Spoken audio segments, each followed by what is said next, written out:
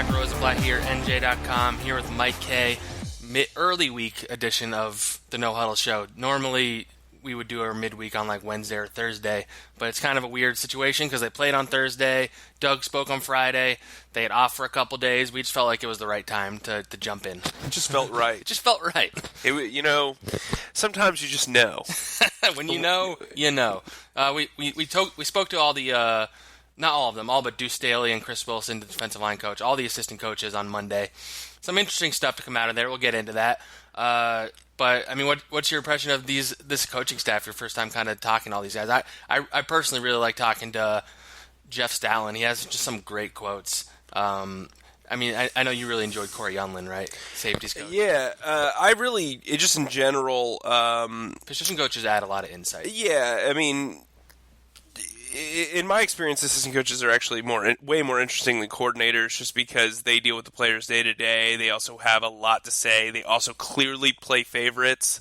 You can hear it in their voices. The way they say certain quotes, and yeah. I really like talking to Gunter Brewer. I really liked talking to Press Taylor. I think Press Taylor has a lot of insight. That guy strikes me as like a future head coach in this league. Like 14 years old, too. Yeah, I think he's our age, but yeah. Is he old enough to drink yet? I don't know. Whoa, taking shots. I'm just joking. Man, Press Taylor's going to listen to this and be like... If he listens to this, then I apologize, Press. I don't think he will. He is very impressive, though. Like there's no doubt. He's going to put his hand on Nate Seidel's Nate Sudfeld's shoulder. Nate Solder isn't very good. Yeah, that's true. He's already leaning forward. I'm just firing shots out today. Yeah, man, you were in a mood. Relax. You're in a mood, but I think the guy that I was most kind of interested in was Tim Hawk. I thought he came off very soft-spoken. Wasn't expecting that just because safeties coach. The safeties coach, just from his playing days. But he was very, very effusive in his praise of several players in the secondary, and we'll get into that later.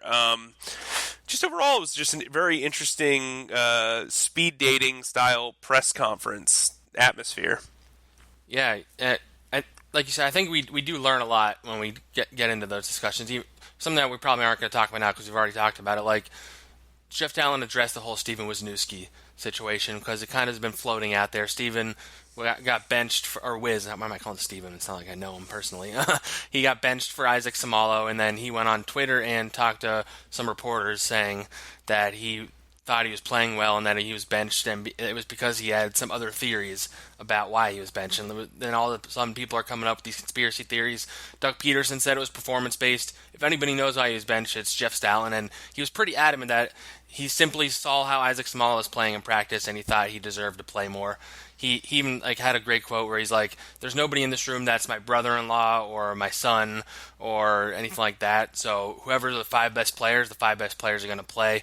And I thought it was interesting that it's kind of not a great sign for Stefen Wisniewski's future with this team that he's kind of getting into a war of words with his coaches in the press. But I think that coming from Stoutland's mouth, I mean, that's all I need to hear, really. Yeah, I mean, I think it's kind of interesting how the Eagles have kind of dropped their gaze of, hey, we want to make sure that we stand by our players except for Wisniewski. Yeah, it's weird. It's weird. You know, like Chance Warmack's on this team. He might not have a son-in-law or a son, but I mean, is he kind of his adopted son? He's got an adopted cousin. I don't know what the deal is with that. There's no reason he's on. But look, Wisniewski kind of, drew his line in the sand. Maybe he's trying to force himself out. Maybe he realizes that, he isn't best suited to be a backup in this league. He was a starter the first 5 seasons of his career, and then he started for a year and a half for the Eagles. I just think he feels like he's probably in a really rough position at this point. He probably knows that he's not coming back next year. And anytime you get benched for a guy who you were the replacement for initially when he's benched, it kind of says, well, maybe we made a mistake. Wisniewski it wasn't talked about a lot during the Super Bowl run, but Wisniewski kind of pulled a Nick Foles and a Big V, and he overextended himself. He overachieved. Outkicked his coverage. Yeah, he outkicked his coverage, sure. He was easily the weakest link on that offensive line, but he could have been even weaker during this Super Bowl run. He wasn't. Coming out now, I think I think he's a mediocre offensive lineman, but I also think Isaac Seumalo is, who I say his name differently every single time,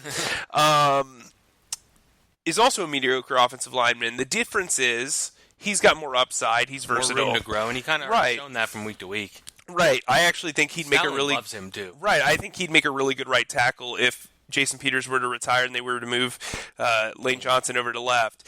But that's a discussion for another time. Let's kind of get into the Eagles 8. I really like. I like our topics that we have. Let's get into them. We can keep it with the offensive line right now because people love a good offensive line conversation. But I think one of the overarching stories of this team really is Jason Peters, and there's kind of two folds to talk about him right now. And there's one where he tore his biceps last week, and it was kind of assumed he would miss a couple weeks. Jeff Stoutland kind of said he assumes he's going to play against the Panthers. I'm not sure he should play. I think he might be best served to take a week or two off, honestly. He hasn't looked very good. I thought it was interesting, everybody has such high expectations for Jason Peters for a long time, understandably. Before he went down last year, he was stellar still.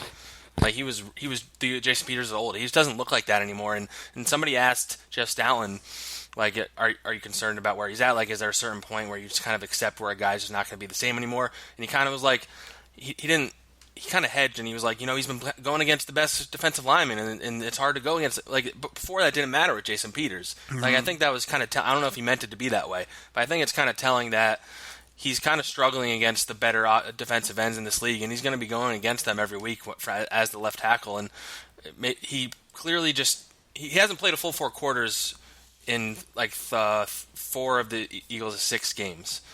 I mean, he's 36 years old. He's 36. I mean, maybe we should have adjusted the expectations anyway, but you can't. Here's the reason why you can't. Let me stop you there. Here's the reason why you can't. The Eagles decided to pay him a mint this year for the feel-good ending.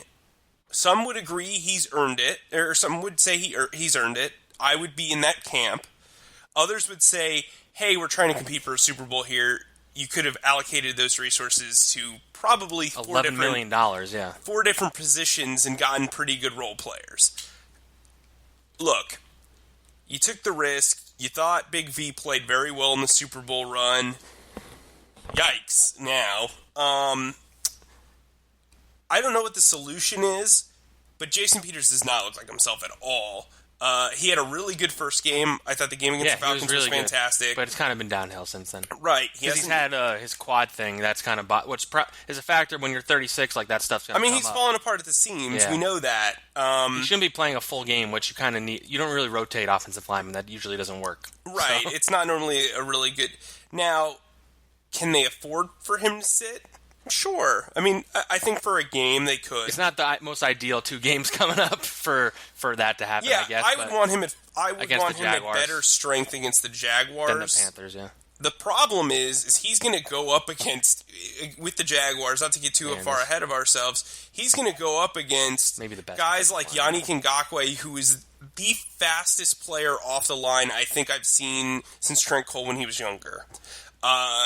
And then you've got a guy like Calais Campbell, who's a crafty veteran who knows how to beat you in several ways. Dante Fowler is a missile if he's stunting. That's going to be a tough challenge. They haven't looked that good this year, but that's a tough challenge. Carolina, I'm cool with him sitting. Long answer. But what's the solution there? They really seem to like Matt Pryor, but he has gotten no playing time. He hasn't even been active. Right. If Jordan Mailata gets a shot in this one, there's a real problem. Yeah, if he plays the season, unless it's in a blowout or like week 17, then that's probably an issue. Right. So, do you move Isaac Seumalo out to left tackle? That's the most intriguing idea, I think. They're not going to do it because they like Vaitai more than they like Vaitai. The public does. But the real concern is if Vaitai goes down or he struggles, you're going to have to move Isaac over anyway. Yeah, and so they're in position. They're able to do that because Seumalo and Wisniewski have like the flexibility to play multiple positions, which helps. But do you want? The question is, the question to me then is, do you start Wisniewski because you know that Seumalo is going to have to be your swing tackle? Yeah, I mean you also have to remember that Lane Johnson's banged up. Like he was limping the entire game. They sound pretty confident he'll keep playing. He's not a guy that he's going to sit out unless he absolutely can't play. He's a beast. He played pretty well, all things considered, against the Giants. But I mean The offensive line all of a sudden, I mean, it already was a problem, but depth-wise, like, it's a real question mark right now. Especially if Peters is out and or limited. All of a sudden, if Lane Johnson, like, what happens if Lane Johnson and Jason Peters aren't playing? Like, are you playing Matt Pryor? Are you playing Chance Warmack and you're moving guys to the outside? Like, what are you doing? I don't know what you do because, this is where the team kind of misses Brent Selleck, who could help out with blocking, who could... Extra blocker. It would be that extra guy. Dallas Goedert's improved tremendously over the last several months. Yeah. But, I mean... Really, you're looking at a team that is really banged up at its two most important offensive line positions. And yeah, they have versatility there, but versatility it doesn't really matter if you're not good at those positions. If you can play tackle, that's terrific. Good for you, gold star. But if you can't play the position very, very well, it doesn't help out all that much. We've learned that with several players. We learned that with Big V playing right tackle his rookie year. This is not an ideal situation, but I think Isaac Suamalu could be the dude that kind of fixes this. Or maybe maybe you punt on Big V this week and have him be your swing tackle still, just because right tackle is going to be a problem. They're both a question mark. Yeah, and they're going to have to. They might have to get creative this week. Speaking of getting creative, I think we can flip the other side, where it maybe even a bigger question in terms of like what they're going to do in the immediate future, and that's safety / cornerback, because it sounds like Sidney Jones is almost definitely not going to play this week. Whenever Doug Peterson says a guy is week to week, he suffered a hamstring injury. They usually are missing at least 1 week, and often, as you've seen with Darren Sproles, way more than that. So what happened during last week, Corey Graham is out. He is the backup safety. Vontae Maddox, who was a converted cornerback starting, this might sound confusing, converted cornerback starting at safety, was moved back to slot cornerback. Cornerback Rasul Douglas has moved over to safety, and all they have besides that is DeAndre Hall and Trey Sullivan at safety, and they don't have any depth at corner now because they're moving all these guys.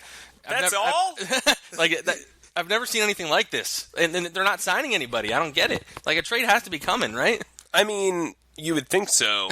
Safety is easily their biggest need. Yeah, I think people have been really focused on running back, but I think they love Avonte Maddox. I'm really thrilled for them. I'm glad that they've found this guy. Yeah, that they really, really like. Cool, make him the starting nickel corner. Move him around constantly. I mean, this whole will they, won't they settle him into a role is really kind of not irritating, but astonishing to me. I don't really. He's a fourth-round rookie.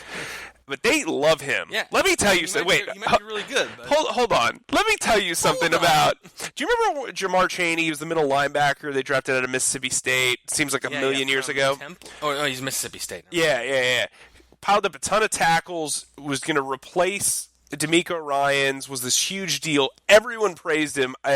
Brian Baldinger famously called him one of the best linebackers in the league on its second game. And he fizzled out. That's what I'm worried about, because I talked to Hawk, I talked to Unland, I talked to... Jim Schwartz. Jim Schwartz. I talked to Dave Phipp, who would not stop praising this guy. It was one of the longest quotes I think I've ever had to transcribe. Look, this guy is really good. We've got to ease expectations. He's still a fourth-round rookie. They love him a lot. He's really good on special teams. He does all these great things. He's also 5'9". He's also 5'9", although Tim Hawk basically kind of downplayed the small guy at safety. To be fair, though, they're not going to be yeah, he's too small, you're right. Right. But I think he's going to be a player for this team in the long term, maybe a starter, whether he's the starting nickel, and once they move on from Darby and then Jones moves outside. But in the immediate future, they need to make a deal. I don't know if it's at cornerback, which then frees Avonte up to focus just on free safety, or if it's at free safety that allows him to play nickel. Sidney Jones had a really great start, but the last 3 games, the K curse has really hit him. I wrote this beaming article about this dude, and a lot of people were praising the heck out of him. He's sucked for the last 3 weeks. Been bad. Genuinely bad. Everybody wants to focus on Jalen, but there was bad between Darby and him, too. Yeah, although I will say this. We can touch on Darby. We'll talk about Darby later, but, that's the thing. It's one thing to have all these injuries, but you're making it worse by flipping all these guys around. You can say you cross-train people as much as you want. I was Schwartz does. Look, I was cross-trained to be on TV and be a writer, but when you want me to write TV copy and then write an article, those are two separate things, and your brain can't handle both of those things. It's just not... When you're working and doing one job for so long and you're the best at it, and then you're told to do another job and it brings down your production, and then you got to switch back. It's just like a lot. And I think for a person who is a novice, he is a rookie, it's asking a lot. Now, maybe he's capable of doing it because they love his character and they think he's this, swell fella. But swell fella. No, seriously, like, I haven't heard praise for a rookie. Like, compared to, like, the way that Gus Bradley and Todd Wash used to talk about Dante Fowler, where they would throw him under the bus every other day, Avonte Maddox sounds like a future Hall of Famer. Look, I like him. I think there's a lot of room for optimism. If there's one positive in all of this mess of injury, it's Avonte Maddox. But, again, temper your expectations. The Eagles do need to make a move in the secondary. It's inevitable. If they don't, this is a problem. They will not have a long run in the playoffs. Maybe they don't even win the division. Talk about cross-training for TV. I think they say I have a face for radio, so that's why I haven't been on TV very much. No comment. I've been waiting to say that while you were talking. All right, we can touch a little more on the secondary. We mentioned Ronald Darby. I think we should talk about how he and Jalen Mills had probably their maybe best game of the season collectively last week. Darby especially, but Mills was good outside of like one long play he gave up to Cody Latimer, which I don't even think was that big of a deal really. They just both especially step it up in the red zone, and it's kind of crazy that they're really better maybe it makes sense because the field's tightened and they're not off coverage like by 15 yards, but I don't know. Darby was really good last week. So our buddy Shil Kapadia over at The Athletic actually had this great stat. I don't remember the actual numbers, but the Eagles are actually have allowed the seventh fewest big plays. That's 10-yard runs or 20-yard passes in the league. Think about that for a second. That means that it's really hard to play corner in this league and not give up big plays. So, look, Jalen Mills is really good from the 20-yard line to the end zone. And that's where it matters the most. And I think that's why the Eagles appreciate him so much. I do think he's a starting cornerback, a starting defensive back in this league. Ronald Darby, they won that. They were able to keep that lead the way it was because of Ronald Darby. I mean, you were hyping him up before the season, and he kind of fell back a little bit. Mm-hmm. He had a great game against Atlanta. He did. He was struggling. Now, people were talking about Mills, but he was struggling. Yeah, I mean, his reputation kind of helped him those, games in between week 1 and week 6. The sandwich. But he played really, really well. He tackled well. He broke up, I believe, 4 passes before the fourth quarter. So, look, but that's this cornerback group. Is one game they'll do really, really well. The next game they'll be awful. They're going to have to be good in this one. They're facing a slower group of wide receivers, in my opinion. Devin Funchess. Torrey Smith. Samuel. Yeah, I mean, this is not like a who's who of wide receiver. I mean, DJ Moore is going to give them some fits, but if they use them. So we'll talk about Carolina in our preview podcast, but this is going to be an interesting test for them. They did really well against Carolina last year. I expect them to do well against Carolina this year. The Eagles secondary is a mess, but when you actually think about it, they really only are missing one starter. I know, but isn't that weird? Yeah. Well, it's because the way that it's positioned and things like that. I mean, that's another thing. Like as we were talking about left and right tackle, if Darby or Mills goes down, what the heck do they do? They need to bring somebody in. I like Rasul Douglas. I'm going to continue to stump for that guy. I agree, but then if you're putting him in outside corner, then all of a sudden you have no safeties. Unless you trust Trey Sullivan out there, I don't know. Didn't you hear he's not a safety? I swear, I cannot understand the logic there. But moving on from that. Yeah. I kind of mentioned this before, but It sounds like they're getting more and more confident that Darren Sproles will finally make his return. I'm still a little skeptical. We'll know better this week based on how he practices. The dude hasn't practiced.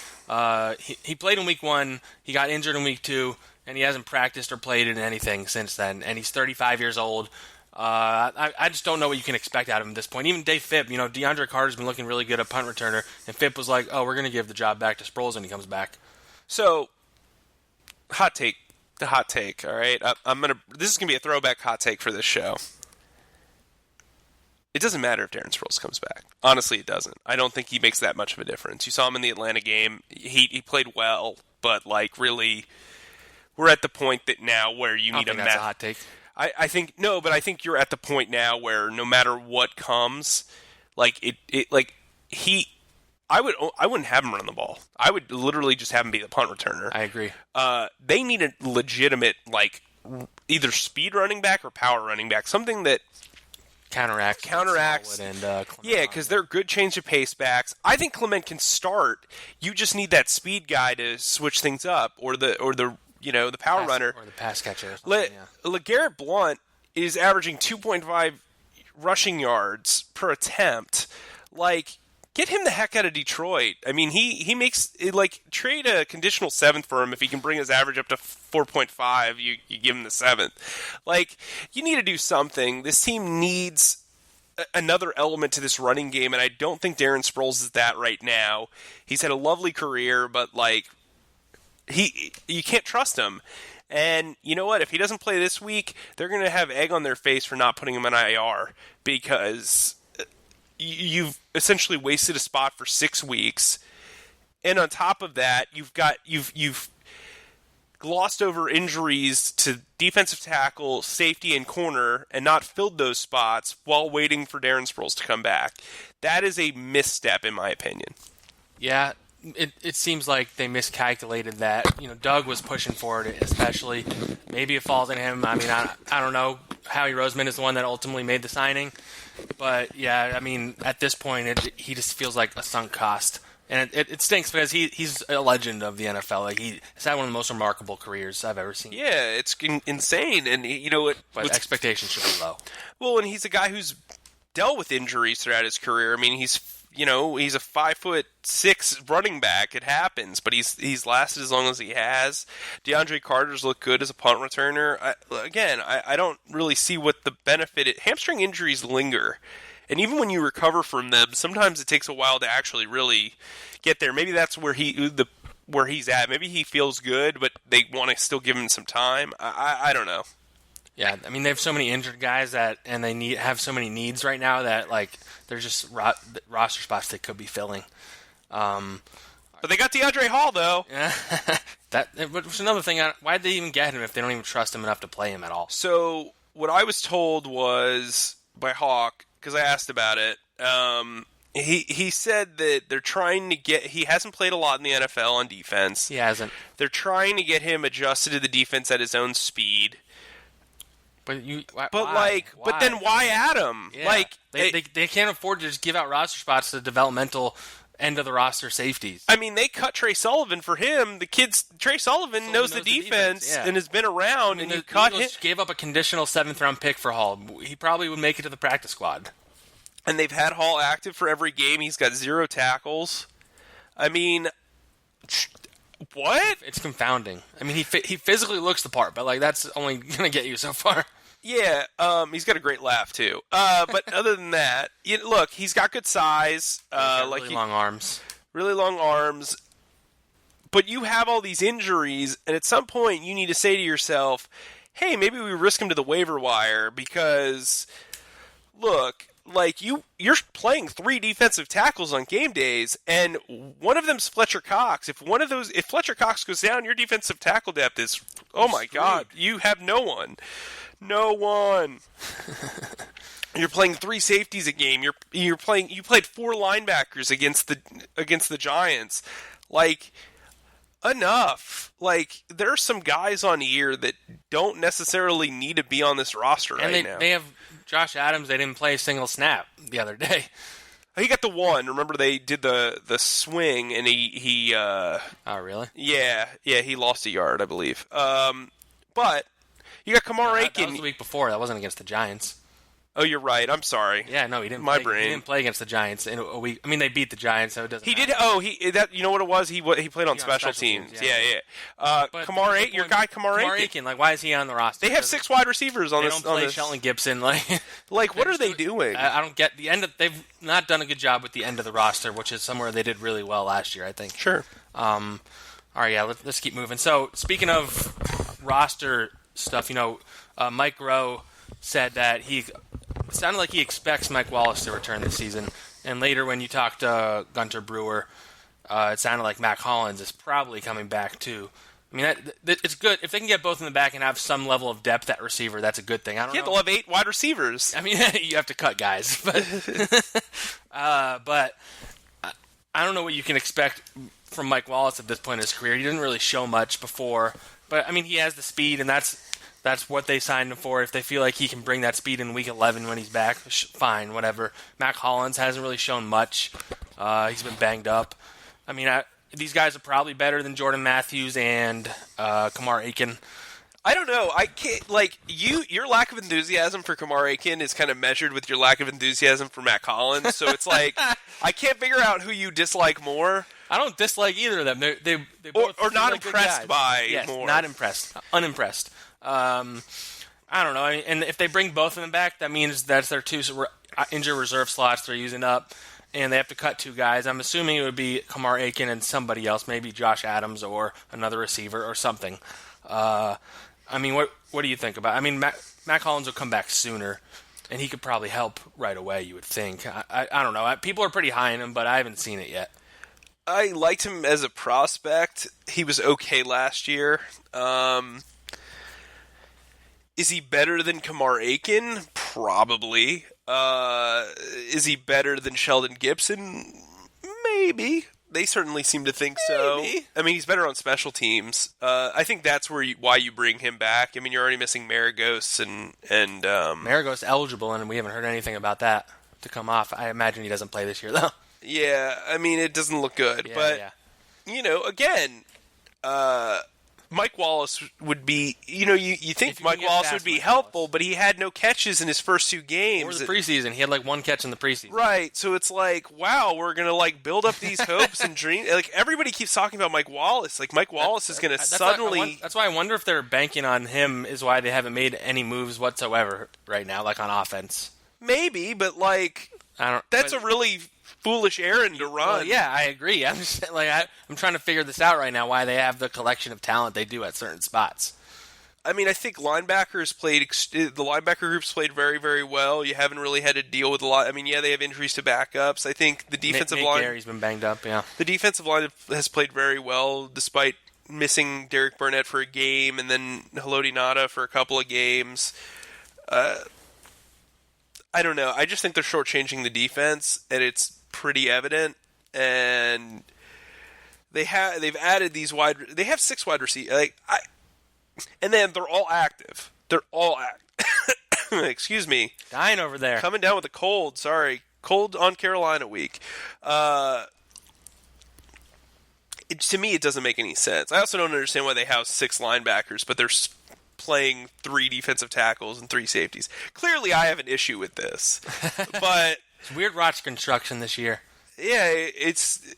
There are a lot of injuries, which factors into it, but they just aren't as prepared for the injuries this year. It's just very confusing, though. Yeah. Some of these moves, I don't get. Hey, they added a 3rd linebacker to the practice squad on Tuesday. His name again? I keep forgetting. BJ Bello. BJ Bello.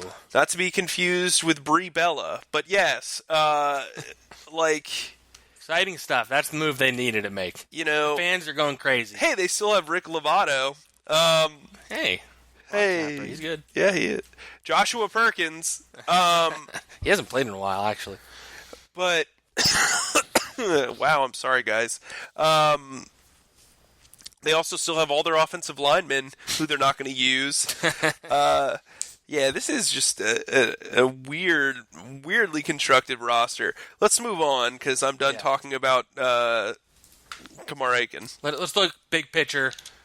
We're gonna look big picture at the division and then talk about some trades. But let's look at the division. Their last NFC East had a really good week, actually. If you discount the fact that the Giants are just a laughingstock of the NFL right now. Yeah, the Redskins did pretty well. Redskins, who they beat the Panthers, right? They beat the Panthers, well. yes. I mean, the Panthers look pretty bad in that game. The Panthers came back, but the Cowboys lit up your Jaguars. The Eagles' next two opponents. Yeah, I mean, my Jaguars. Yeah, your Jaguars. I don't know if I would go with that. I don't know. I mean, I still don't think the Cowboys are very good. I don't either. They attack the weakness the Jaguars have. Yes, I've thought the Redskins were going to be okay this year, and they're pretty week to week. You don't know what you're going to get from them, which is kind of like the Redskins throughout history, really. Yeah. I mean, they're the ones that give me the biggest concern. I mean, the Eagles' toughest opponent is like themselves, honestly. Not to get too deep on you, but whoa, they seem to look in the mirror. But they control their own destiny. They're the best team in this division, talent-wise. They're the best team. I mean, when they're at their best, we've seen on the field, they're still really good. I think this 4-game stretch coming up might determine what level of team they are this year. They have the Panthers, Jaguars, bye week, Cowboys, Saints.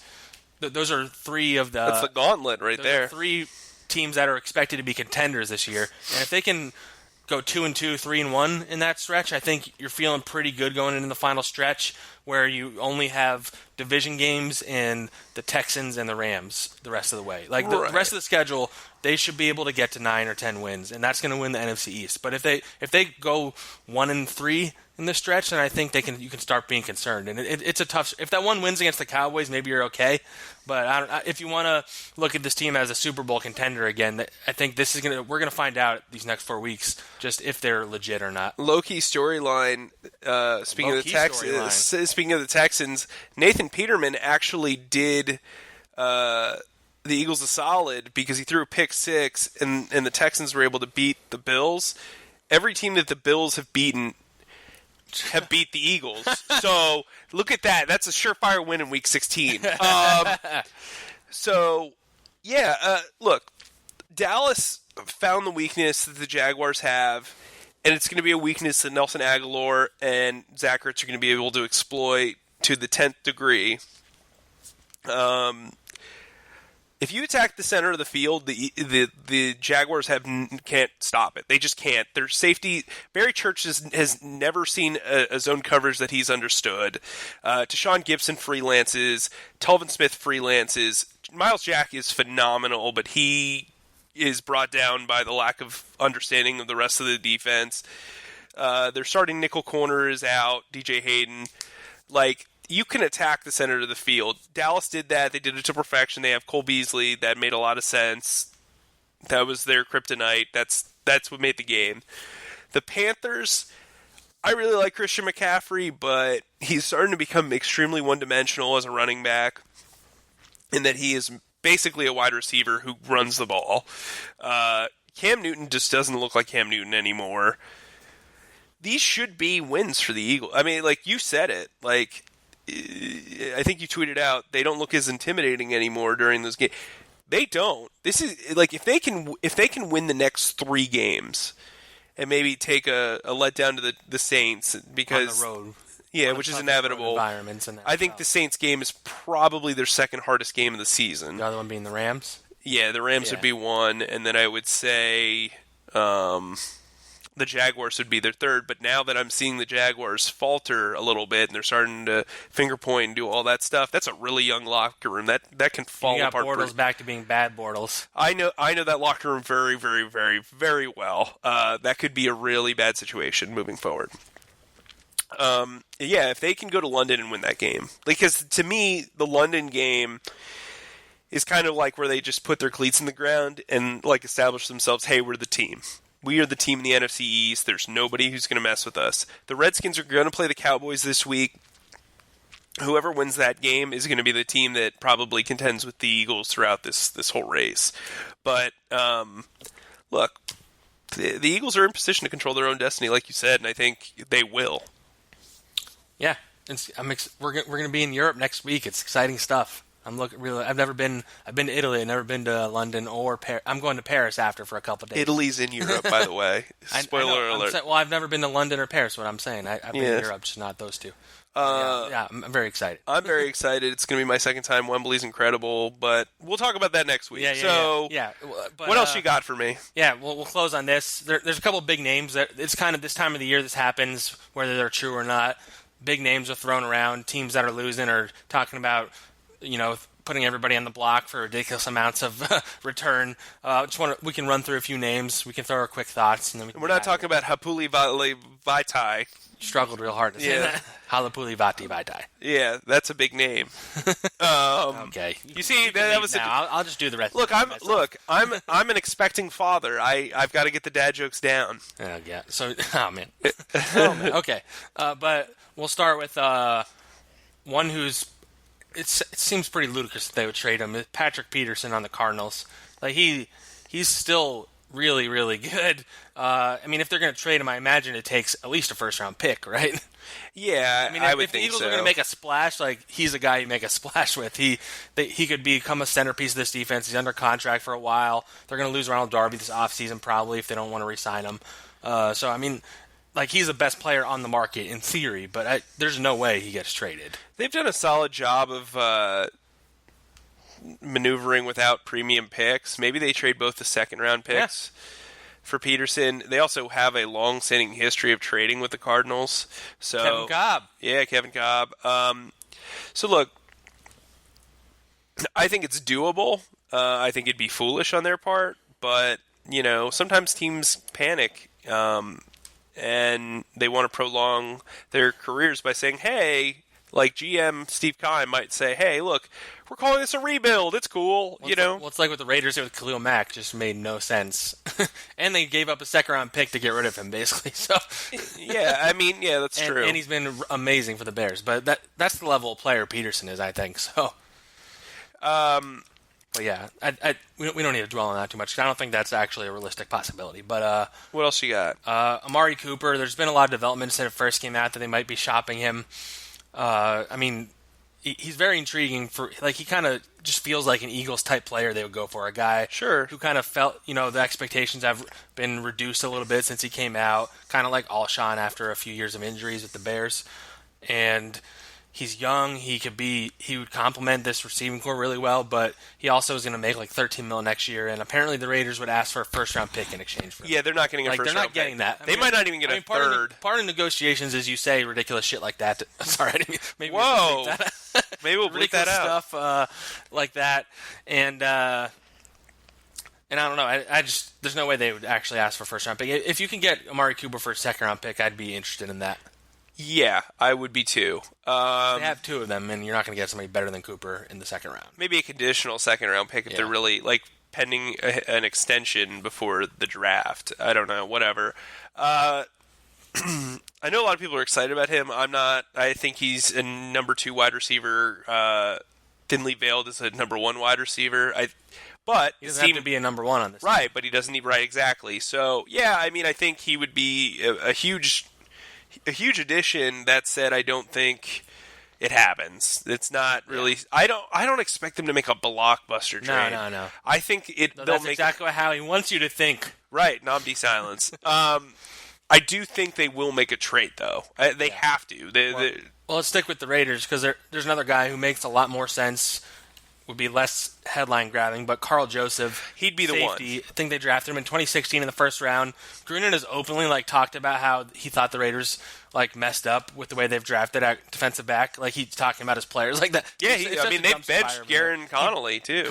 Conley's another guy. We can talk about both of those guys, but Joseph, he barely plays for them right now. I think he's only played in 3 of their games. He's talented. The Eagles have need at safety. He's better than Trey Sullivan and Hall. I don't imagine it would take very much to get him. The Raiders seem pretty intent on not playing him. You can't really get value for a guy like that. I would take a flyer on him. I don't think that's even that crazy of a thought. I think they should. I wish there was a podcast that was just about how much John Gruden hates Reggie McKenzie's roster moves. But yeah, I think... Yeah, I think he makes a lot of sense. Shoot, get Conley and him 2 for 1. They need depth at both spots. Trade a second for both of them. Yeah, throw them DeAndre Hall. Oh, no. So you can't get rid of him. But, yeah. No, those are the type of teams that Howie, I'm sure, is targeting, because the teams that are bad kind of just sell off parts. They just want to get draft assets. I'm throwing my hands up in the air. I'm not. Yeah. He just gave me a look. I mean, the Cardinals are bad. Like, you look at the bad teams and you kind of just try and pick them off. Right. That's what I basically did with my articles. So, look, yeah, I think Carl Joseph makes a lot of sense. I really liked him at West Virginia. I'm kind of surprised he's struggled as much as he has. But, you know, sometimes you just need a change of scenery. I know that as well as anyone. For sure. And then we can touch on the two that have been the biggest topic of conversation recently. It seems less and less likely that they trade for Le'Veon Bell or LeSean McCoy. Apparently the Bills they want at least a second-round pick for LeSean McCoy. LOL. And if that's the case, then I've been saying from the beginning they shouldn't even touch LeSean McCoy. I don't think he should be brought into this locker room anyway. But you're not trading a second-round pick for him. They might not even trade a second-round pick for Le'Veon Bell. See, I disagree with you with LeSean. I think if you can get him for the right price, you make the deal. That said, second-round pick is far from the right price. If you can get him for fifth-round pick is the like most if you gave them a fourth and a sixth, I'd completely go for it. I'll give a fifth is the most I would give up. That's basically the value of a fourth and a sixth. But yes, not to mince words, but yes, I think that makes sense. All right, we can end on that note. I'm sure by the time we end this, there'll be another player put on the proverbial trade block. But we'll end on that note. Thanks for listening, guys. Make sure you subscribe. We're on iHeartRadio, YouTube, Spreaker, Apple Podcasts, Google Play, Spotify, SoundCloud.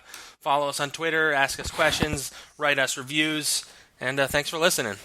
And thank you for putting up with my cold today. I appreciate you. Well, we don't know if they put up with it yet. They haven't started. Right. Well, thank you for trying to make it halfway through. All right. Thanks, guys.